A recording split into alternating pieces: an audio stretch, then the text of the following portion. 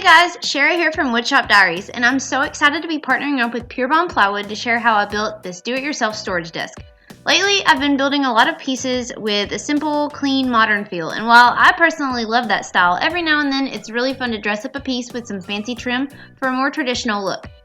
It's got tons of storage with 9 drawers total, and you can customize the trim details and the foot styles however you wish. I used Puron Plywood as the meat and potatoes of this desk. It's what makes up the structure of the desk and the drawers. But the trim is the cherry on top. It's what catches your eye. People always ask me what type of plywood I recommend for various projects, and I always recommend using Puron Plywood for any furniture project, even if you're painting it. There are several reasons, but the top two are that it's a great high-quality hardwood plywood that will hold up well over time, and it finishes awesome whether it's painted or stained. I'll put a link to the plywood that I used for this particular project in the description below. I'll also put a link to the downloadable plans that you can see me using here for this dresser in the description below, as well as a link to my step-by-step tutorial blog post on my website. Now, if you're ready to get building, let's do it. As you can see, the first thing I did here was start cutting down my plywood. I like to cut down most of my plywood at the beginning, so as I'm building, I can have all my pieces already cut, sanded, and prepped, ready for assembly. That way I don't have to stop in the middle of putting something together and go cut another piece.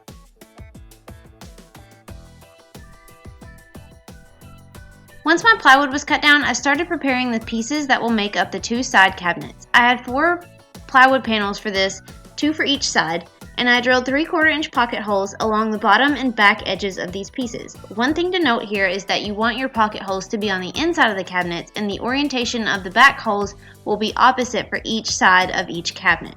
It helps here to label them once you drill the holes so you don't get switched up.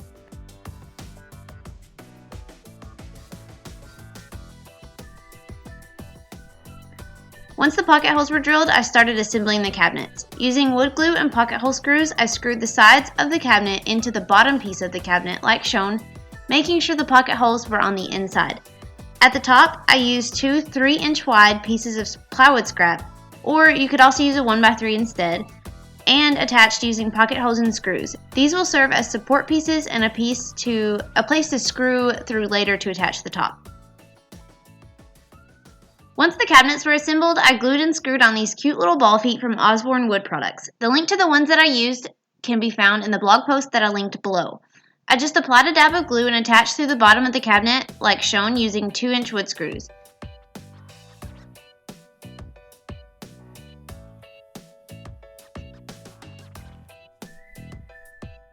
Then it was time to start assembling the face frame of the desk. I made the face frame out of 1x2s on the sides and 1x3s at the top and the bottom.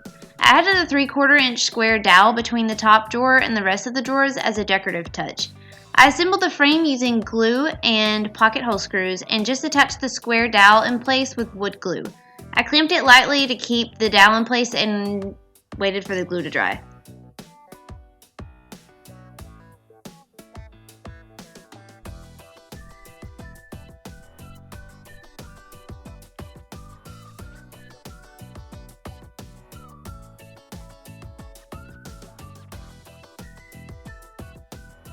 After the glue had dried, it was time to add the face frames onto the cabinets. I applied wood glue along the front edges of the cabinets and put the face frame in place. I attached with brad nails. One thing to note here is that I made the face frames 3/4 inch wider than the cabinet. So it will sit flush on one side of the cabinet, but overhang the other side 3/4 of an inch. Once the face frames were in place, I cut a piece of Puron plywood for the front of the desk. I laid it on the ground with the front side facing down, applied wood glue along the back sides of the cabinets, and set them in place like shown and attached using pocket hole screws through the holes in the back sides of the panels. I made sure the sides of the cabinets where the face frame had the overhang were on the outside of the desk, not the inside.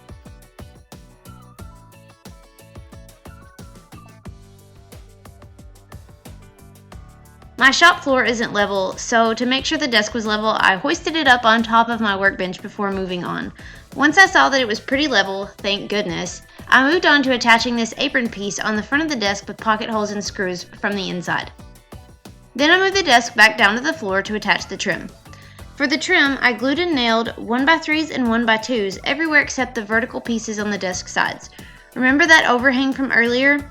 Well, since these boards were 3/4 inches wide, I subtracted that from what a 1x3 would be and ripped pieces that width, which was 1 3/4 inches, so that if you looked at it from the side, it appeared to be a 1x3 and would match the size of the other 1x3s. I worked my way around the desk, gluing and nailing on 1x3s, and then I glued and nailed on some 1x2s just a couple inches down from the top 1x3, just to add a little bit more visual interest to the disc. Once the trim was attached, it was ready for the top. I cut a piece of puron plywood for the top of the desk and applied edge banding for a cleaner look. I applied wood glue along the top edges like shown and centered the top in place. Once it was centered, I used wood screws and attached the top from the underside of the support pieces on the top of each cabinet side. Now it's time to start on the drawers. In order for the slides to work, they must be mounted flush with the inside of the face frame. So for the insides of both cabinets, where the face frame wasn't flush with the inside of the cabinet, I attached some scrap plywood pieces like shown to mount the drawer slides on. Then I installed 9 pair of these soft close ball bearing drawer slides from Liberty Hardware. Soft close is the way to go, especially if you're like me and you slam doors and drawers like a bull in a china shop.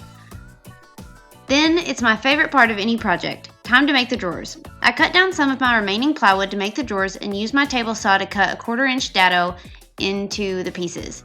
If you don't want to do dados, you can glue and staple the bottoms onto the drawers instead. I just really like using dados.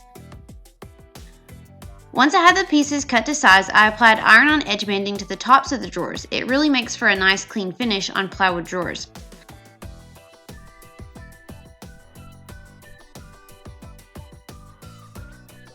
I assembled my drawers like shown using pocket holes and screws and then attached them into the desk.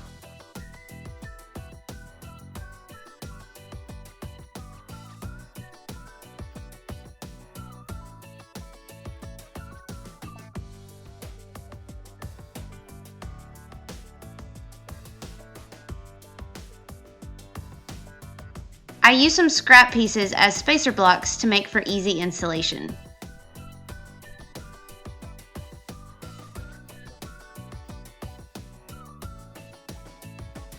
And this is why I love soft close slides.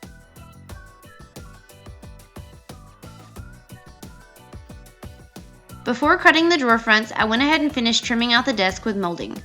I cut to fit base cap molding around the top and used 2 1/4 inch door facing for the baseboard around the bottom. Then on the insides of all my trim pieces, I lined it with cove molding. You get a really good leg workout cutting to fit all these pieces. Up, go trim, come back, down, test, up, trim again, come back, down, test, nail. I mean, like who needs a gym?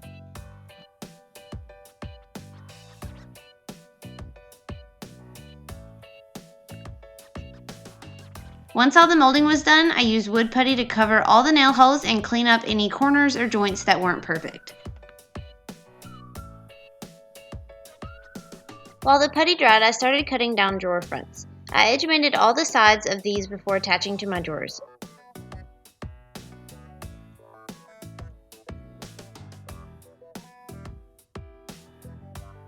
Once they were ready, I applied glue and nailed in place, leaving about 1/8 of an inch gap around all sides of the front.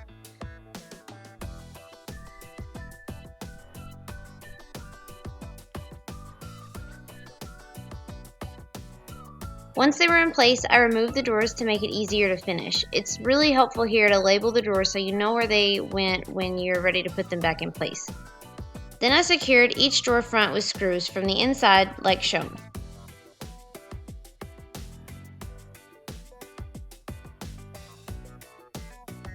Oh, and at this point I remembered that I almost forgot to add the half round molding around the desk just like this. I should have remembered to do this earlier, but I'm just glad I got it done before I started painting. At this point, it's time for a good sanding, then prime and paint. This is the worst part. Painting stinks, but I have to admit, it's hard to go wrong with white paint on some fancy molding. Once the paint was dry, I attached knobs to the drawers and installed them back in place. I love the way this desk turned out and how the molding really makes it pop. It was such a fun project to work on and will make a great addition to the office that it's going in. So if your office could use a fancy new desk, don't forget to check out the details, plans, and tutorial in the links below. And also, a huge thanks to Puron Plywood for sponsoring this project and for making plywood that is so easy to build beautiful things with. I'm so excited to get back in the shop and build something new. In the meantime, I'd love if you'd subscribe to my channel and check out all of my other do-it-yourself projects on my website, woodshopdiaries.com, and right here on my YouTube channel. Until next time, happy building!